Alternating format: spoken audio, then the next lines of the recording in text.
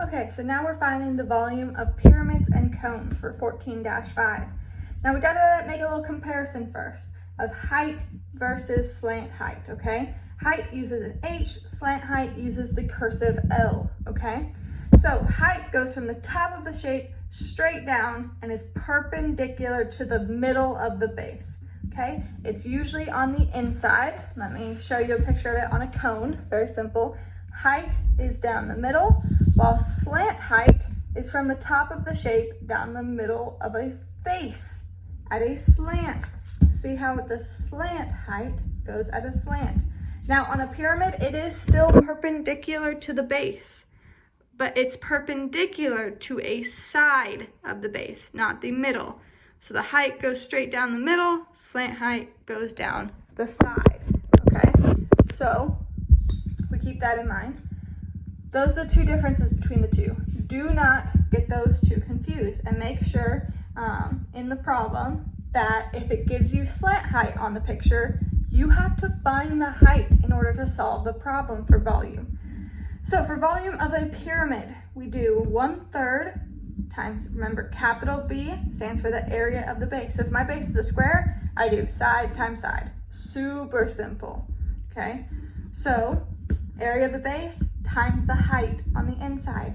Remember, our height, slant height, and when we get to cones, radius, form a right triangle. If we're given the slant height, that doesn't mean we just get to use the slant height in this problem. That means we can use the Pythagorean theorem, and in a square pyramid, we would, if we have one of the sides, we could cut it in half, and we could have this triangle here. So let me show you.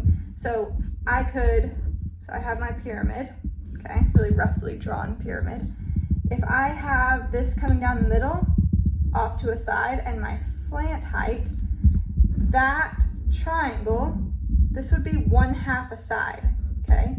So this is the whole side of the square, and this is half of it, okay? This is the height, this is the slant height. So if you're given a side of the square and the slant height, we can find the height using Pythagorean theorem, okay? So keep that in mind. Don't forget about that. And then, once again, volume cones. Cones think they're special because they have a circle for the base. This is the exact same formula, 1/3 area of the base times the height. Remember, the height is inside the cone. Do not use slant height. For this one, our area of our base, it's a circle, so it's pi r squared. Same exact thing here, okay? So keep that in mind. For the most part, this is pretty straightforward. Let's look at the textbook problems.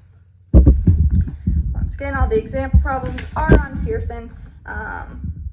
This one we have also 1 through 11.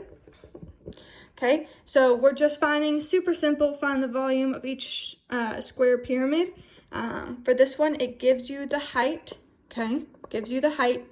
You just use that in the formula.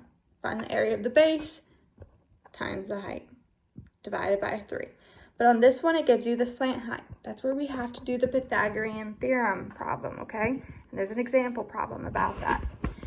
Same thing here. This is just the volume of a cone.